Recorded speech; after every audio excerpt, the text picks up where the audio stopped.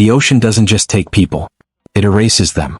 Out there, even the smallest mistake can turn into something permanent. A slip, a wave, a single misstep, and then nothing. No sound, no trace, no second chance. But in a place like the Bahamas, that explanation doesn't come easy, because these waters are not endless. They're not some vast, empty stretch where anything can disappear without a trace. They are shallow, controlled. There are islands in every direction, boats anchored nearby, people moving through the same channels every single day, which means when someone vanishes here, it's not supposed to stay a mystery. And yet, that's exactly what happened to Lynette Hooker. She didn't make a call. She didn't leave a message. She didn't signal for help. She was there one moment, and then she was gone. No body, no confirmed struggle, no clear explanation. Just one man left behind, and a story that, the more you listen to it, the harder it becomes to believe. Tonight, the timeline begins to break, because the man at the center of this mystery is no longer in custody. For 72 hours, Brian Hooker was held by authorities in the Bahamas. 3 full days. Questioned, washed, examined, and then just like that he walked free.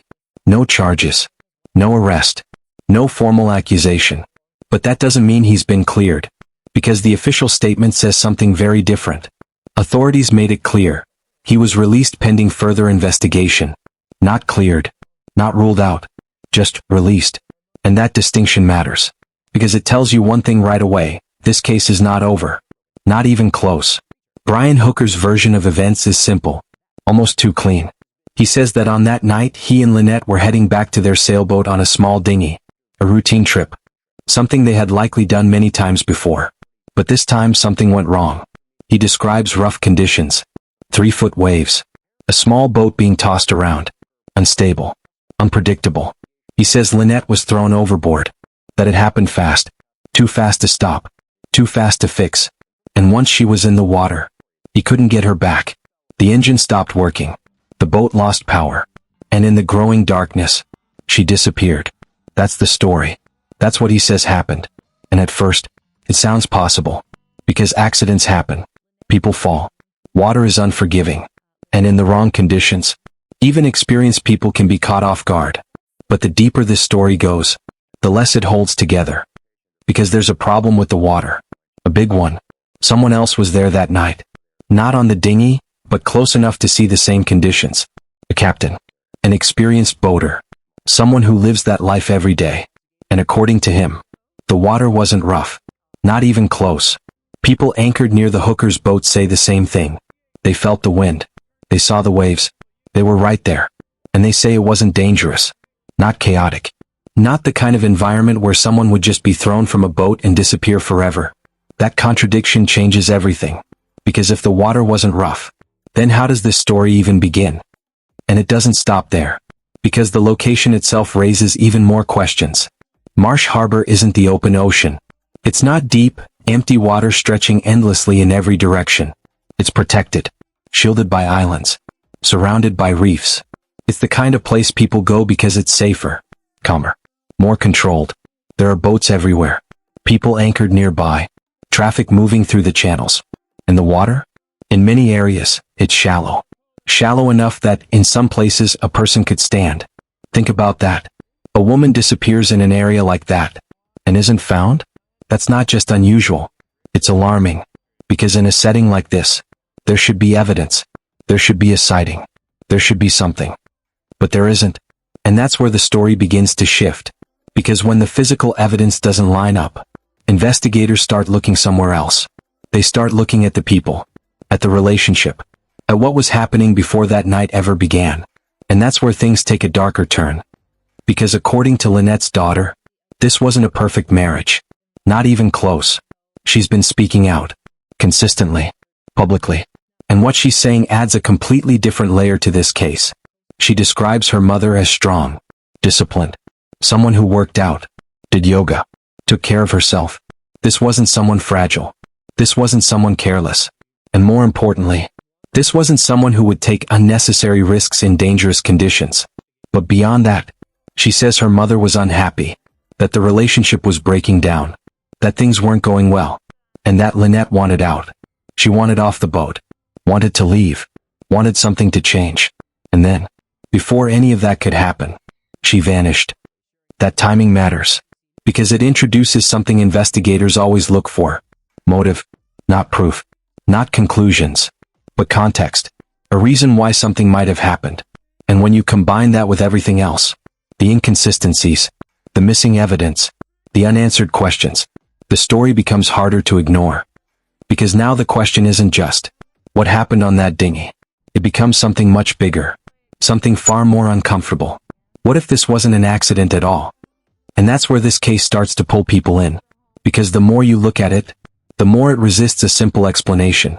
The more it feels like something is missing, something important, something that hasn't surfaced yet, but will. And coming up next, the timeline after Lynette disappears becomes even harder to explain, because what Brian Hooker did next may be one of the most critical pieces of this entire mystery. What happens in the moments after someone disappears can tell you everything, not just about the situation, but about the person who was there. Because when something goes wrong on the water, there's no time to think, no time to calculate. Instinct takes over. You react, you shout, you search, you do everything possible to bring that person back, especially when it's someone you love, especially when it happens right in front of you.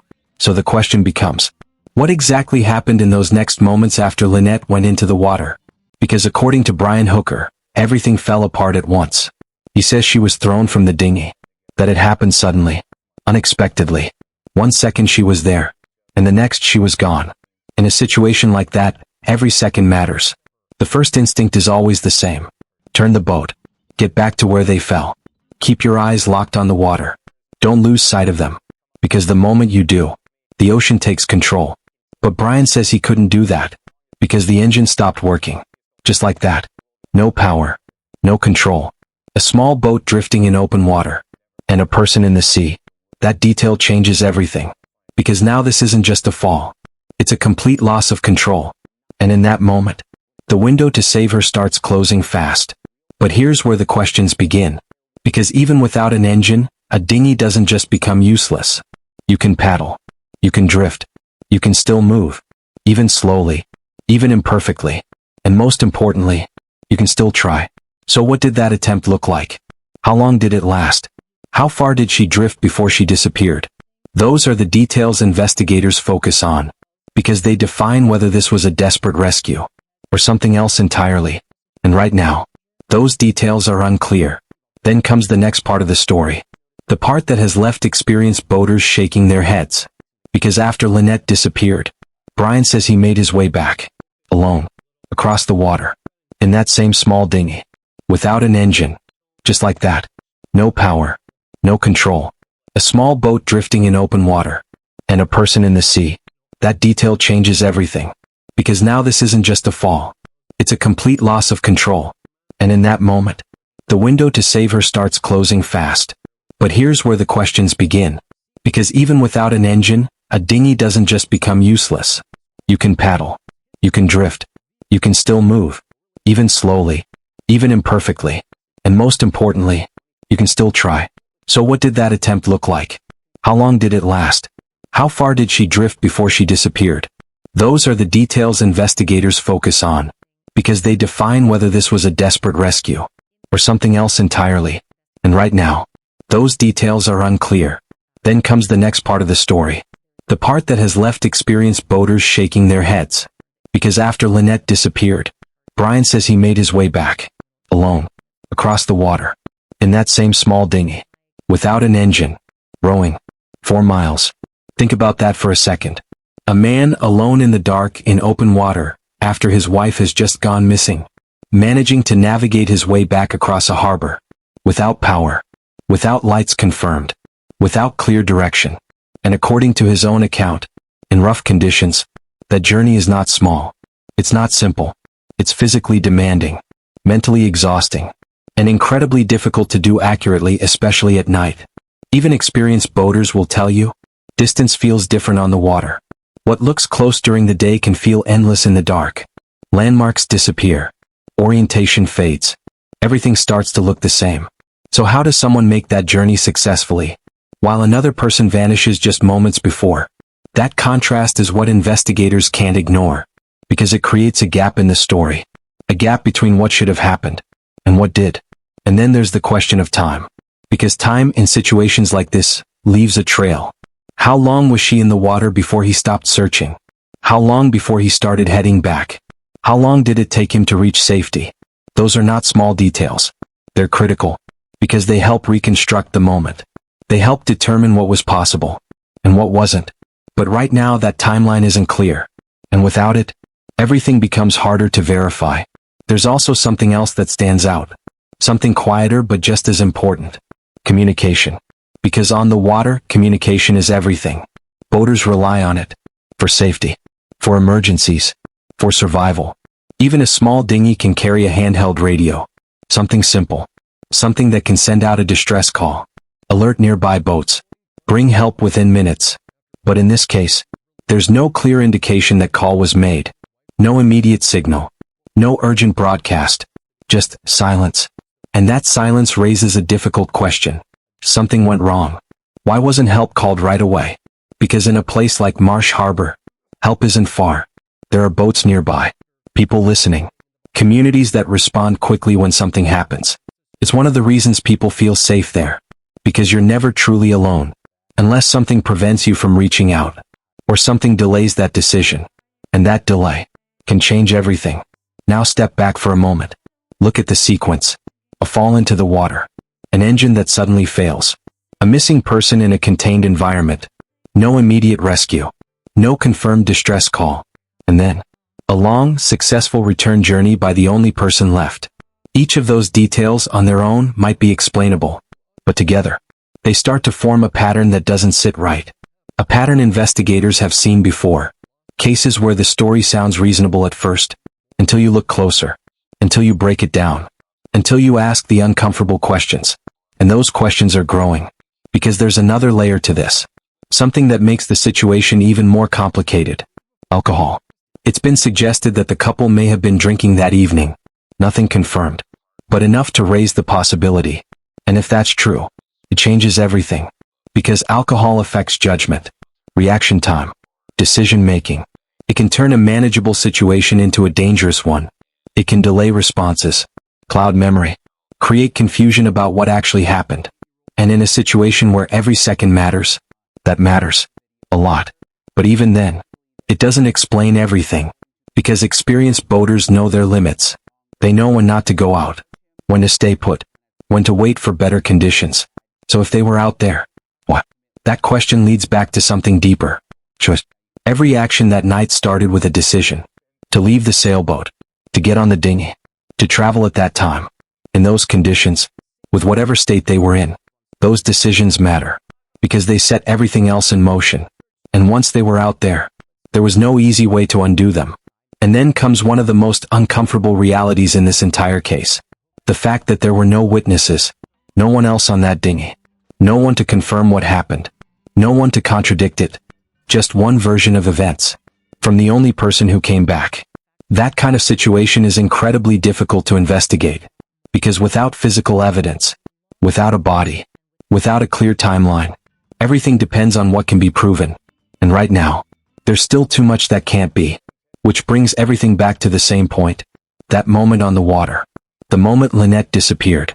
Because whatever happened there, whether it was an accident, mistake, or something intentional, that's where the truth is. And until that moment is fully understood, nothing else in this case will make sense. Now the focus shifts, away from the water, away from the dinghy, and into something far more complicated. The relationship. Because when investigators can't fully trust the scene, they start examining the people in it. And in this case, what they're finding raises even more questions. Lynette Hooker wasn't just a name in a report. She was active, disciplined, someone who took care of her body and her routine. According to those closest to her, she worked out regularly. Yoga, fitness, a lifestyle built on control and awareness. That matters. Because people like that tend to understand risk. They don't ignore warning signs. They don't casually put themselves in dangerous situations, especially on the water. And that's exactly why her daughter is struggling to accept what she's being told. Because from her perspective, none of this makes sense. She's been consistent from the beginning. Clear. Direct. Something is wrong. Not uncertain. Not hesitant. Certain. She doesn't believe her mother simply fell. She doesn't believe this was just bad luck. And she's not alone in thinking that. Because the more details that come out, the more that doubt spreads. According to her, Lynette wasn't just unhappy. She was planning change. Planning an exit. Text messages sent to a friend paint a picture of a relationship that was no longer working. Frustration. Tension. A desire to leave the boat. To step away from the life they had built together. And that detail changes everything. Because now this isn't just a couple out on the water. It's a couple at a breaking point. And when relationships reach that point, things can become unpredictable. That's where motive starts to enter the conversation. Not as a conclusion, but as a possibility. Because when someone is trying to leave, it can shift the dynamic completely. Emotions run higher. Conflicts become sharper. And decisions become more dangerous. Again, this isn't proof, but it's context. And in a case with so few clear answers, context matters. Then there's the past. Because history has a way of resurfacing in moments like this. And Brian Hooker's history is being looked at closely. Not because it proves anything, but because it helps investigators understand patterns. There was the 2005 incident. Allegations involving his daughter. A report that described physical aggression. Serious enough to lead to charges at the time. Though those charges were eventually dropped, the report itself still exists. Still raises questions. Still becomes part of the larger picture. Then years later, another incident. This time involving Lynette. A domestic situation. Alcohol involved. A dispute that escalated. Police called. In that case, Lynette was the one taken into custody, accused of striking Brian. But even that raises questions. Because situations like that are rarely simple. Rarely one-sided. And often, they reflect a deeper pattern within a relationship. A pattern of conflict. Of instability. Of something that isn't working. And now, with Lynette missing, those past incidents are no longer just history. They become relevant. They become part of the investigation. Because investigators don't look at one moment in isolation. They look at everything. Before, during, and after. Trying to understand the full story. Meanwhile, Lynette's daughter has gone even further. Raising possibilities that are difficult to hear. But impossible to ignore. She questions whether this was an accident at all. Suggests that if her mother did enter the water, it may not have been by chance. That there could have been a push. A struggle. Something that hasn't been revealed. She even questions whether personal items were removed before Lynette went into the water. Things that wouldn't simply fall off. Things that would require intention. Again, these are not conclusions. They are suspicions. But they come from someone who knew Lynette best. Someone who understands her habits. Her strength. Her awareness. And for her, the official story doesn't match the person she knew. Now add another layer to this. The environment of life on a boat. Because from the outside it looks like freedom. Open water. Endless horizons. A life away from stress. But the reality is different. It's confined. Controlled. Two people in a limited space for extended periods of time. Every conversation. Every disagreement. Every moment. Magnified. There's no real escape. No separate space to cool off. No easy way to walk away from tension. And over time, that can take a toll. Even on strong relationships. Even on people who thought they were prepared for it. Experienced sailors describe it in a very specific way. Like being in a container. Or even a spacecraft. Where both people depend on each other completely. For navigation. For safety. For survival. And when that relationship is solid, it works. But when it isn't, the pressure builds. Slowly at first. Then all at once. That's why investigators pay attention to dynamics like this. Because isolation changes behavior. It changes decisions. And sometimes, it pushes situations further than they would ever go on land. But even with all of that, there's still one thing that matters more than anything else. Evidence. And right now, that's what's missing. No body. No confirmed injury.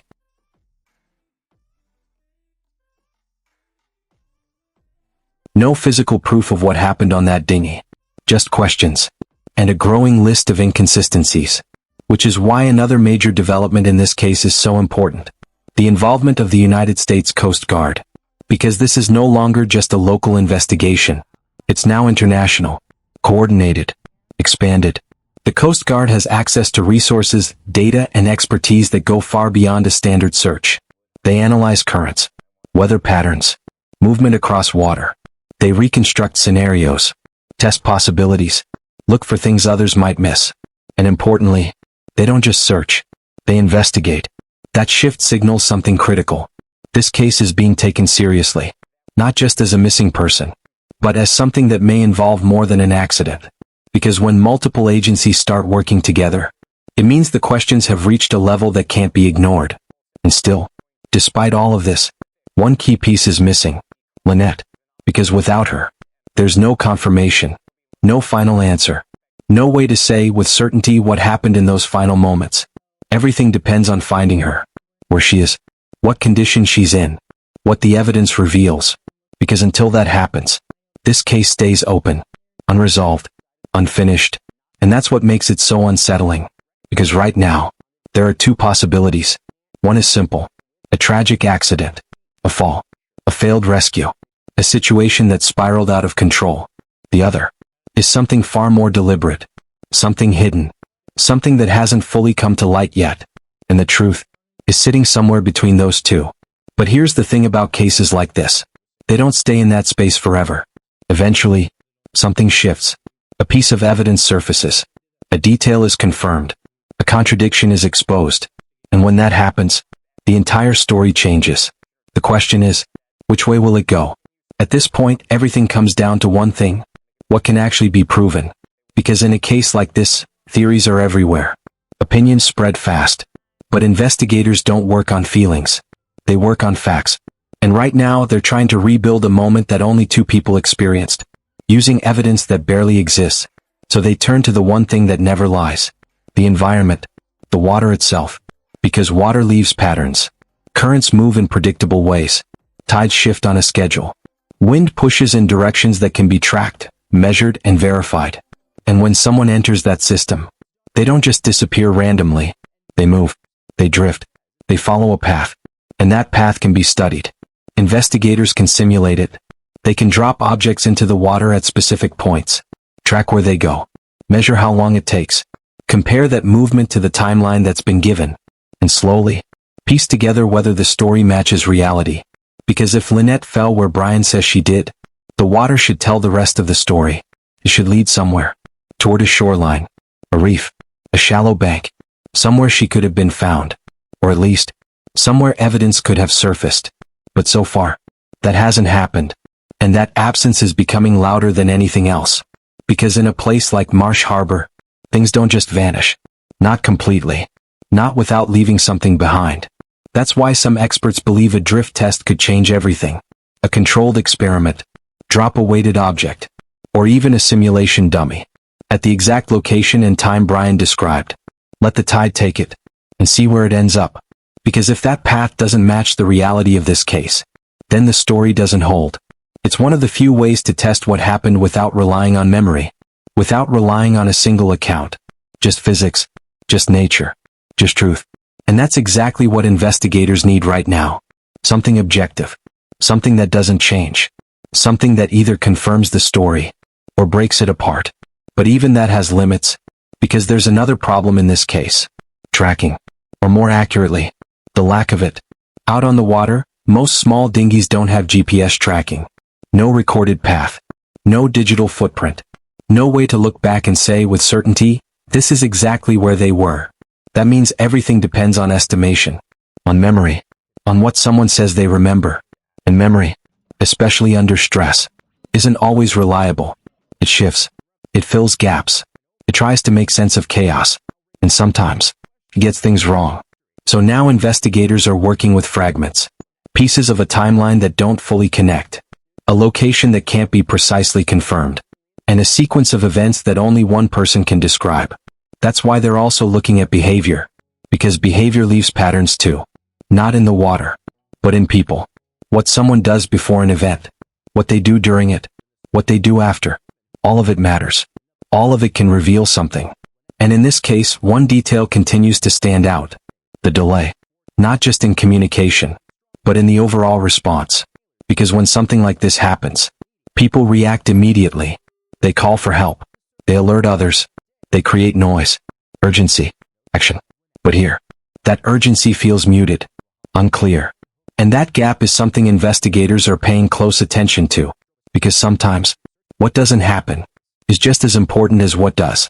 Then there's the broader picture, the cooperation between agencies, because this isn't just being handled locally anymore. Bahamian authorities are working alongside the United States Coast Guard, sharing information, comparing findings, building a case together. And that level of coordination matters, because it brings more resources, more scrutiny, more pressure. The kind of pressure that uncovers details that might otherwise stay hidden. These agencies have worked together before. They know how to handle cases that cross borders, cases involving American citizens in international waters. And when they combine their efforts, the margin for error gets smaller, which means if something doesn't add up, it will be found. But even with all of that, there's still a reality that can't be ignored. Time. Because time changes everything. The longer Lynette remains missing, the harder this case becomes. Evidence fades. Conditions shift. The water moves on. And with every passing day, the chance of finding clear answers becomes more difficult. But time also does something else. It reveals patterns.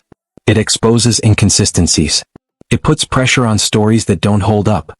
Because the longer a version of events exists, the more chances there are for it to be tested. And that's where this case is heading. Because right now, there are still too many unanswered questions. Too many details that don't fully connect. Too many moments that rely on a single explanation. And investigators know that. They're not rushing to conclusions. They're building something much slower, much more deliberate. A case based on evidence, not assumptions, which means every detail matters. Every statement, every timeline, every piece of information that can either support the story or challenge it. And eventually, one side will outweigh the other. Either everything will align. The conditions, the timeline, the physical evidence, and this will be confirmed as a tragic accident. Or something won't fit. A detail will stand out. A contradiction will become too big to ignore. And the entire direction of this case will change. That's the moment everyone is waiting for. The moment where uncertainty turns into clarity. Where questions finally meet answers. But until that moment comes, this case remains exactly where it started. Unresolved, unfinished, and deeply unsettling. Because somewhere out there, in water that should have given something back, there is still nothing. And that silence is what investigators are trying to break. Now the case reaches its final stage, not because answers have been found, but because the pressure has reached a point where silence is no longer acceptable. At this point, investigators aren't just asking what happened on the water. They're asking whether the story being told can actually survive scrutiny. Because every case eventually narrows down to one thing. What remains when everything else is stripped away? And right now what remains is fragile. A missing woman. A husband who is free. A timeline built on limited visibility. And a series of details that don't fully align. This is where investigators slow everything down. They go back to the beginning. Not the interviews. Not the statements. But the physical reality of the environment. Because the water doesn't forget. Even when people do. Even when stories change. Even when memory fills in gaps that shouldn't exist. The ocean still follows rules. Physics still applies. Currents still move in predictable ways. And if something happened in that water, there should be a trace of it. That's why reconstruction becomes critical. Investigators don't just listen anymore. They test. They simulate. They attempt to recreate the exact conditions described that night. The same time. The same location. The same tidal movement. Because if Lynette entered the water where Brian says she did, there should be a logical outcome. A direction. A path. A recovery point. Even if not immediate, at least something that makes sense. But so far, that clarity hasn't come. And that absence forces a harder question into focus. Not just what happened, but what should have happened. Because experienced boaters in that region understand something very simple. In a contained area like Marsh Harbour, disappearances are rare without explanation. There are too many variables working against it. Too many boats. Too much visibility. Too many natural boundaries that limit movement. So when someone disappears completely, it demands attention. And that attention is now global. With both Bahamian authorities and the United States Coast Guard involved, this case is no longer limited to one jurisdiction or one narrative. It is being examined from multiple angles. Different teams. Different methods. Different expertise. All focused on the same question. What happened in those final moments? But even as the investigation expands, the core issue remains unchanged. There is still no confirmed evidence of what occurred in the water. No recovered body. No definitive physical proof. Only interpretation. And interpretation is where cases like this become dangerous. Because people fill gaps with logic, with emotion, with assumptions that feel correct, but may not be. That's why investigators avoid conclusions too early. Because once a narrative takes hold, it becomes harder to see alternatives. Harder to recognize contradictions. Harder to follow evidence where it actually leads. So instead they stay in the uncomfortable space. Between possibilities. Between versions of events. Between what is claimed and what can be proven. Meanwhile, the public response continues to grow. Every new detail is analyzed. Every statement is dissected. Every inconsistency is magnified. Because people want answers. They want resolution. They want something that makes sense of something that currently doesn't. But cases like this don't resolve on demand. They resolve when enough evidence accumulates to make one version of events unavoidable. When the pattern becomes too strong to ignore. When alternative explanations collapse under their own weight. And until that moment arrives, everything remains open. There is still the possibility of accident. A moment of instability. A fall into the water. A sequence of events that spiraled out of control faster than anyone could react. That remains on the table. Because nothing has definitively ruled it out. But there is also the possibility that investigators cannot ignore. The inconsistencies. The missing reactions. The timing gaps. The lack of immediate recovery. The absence of physical evidence in a place where something should exist. And those two possibilities exist side by side. Not competing for attention. But demanding it. Because one of them has to eventually explain everything. Not just parts of the story. Not just selected details. But the entire sequence from beginning to end. And that is what this investigation is trying to uncover. Not speculation. Not assumption. But a version of events that holds under pressure. A version that fits the environment. Fits the timeline. Fits the behavior. Fits the physical reality of the water itself. Until then, the case remains suspended in uncertainty. And Lynette Hooker remains missing. Not just from the water. But from every explanation that has been given so far. Brian Hooker remains free. But not cleared. Not exonerated. Simply outside custody while the investigation continues. And that distinction is everything. Because in cases like this, freedom does not mean resolution. And silence does not mean closure. It only means the search for truth is still underway. Behind the scenes. Out of sight. Moving slowly toward a conclusion that has not yet revealed itself. And eventually, something will break that silence. A recovered detail. A confirmed timeline. A piece of evidence that finally locks the story into place. One way or the other. Until that happens, this remains what it has been from the very beginning. A disappearance. A contradiction. And a question that refuses to settle. What really happened to Lynette Hooker? And why does the water still have nothing to say about it?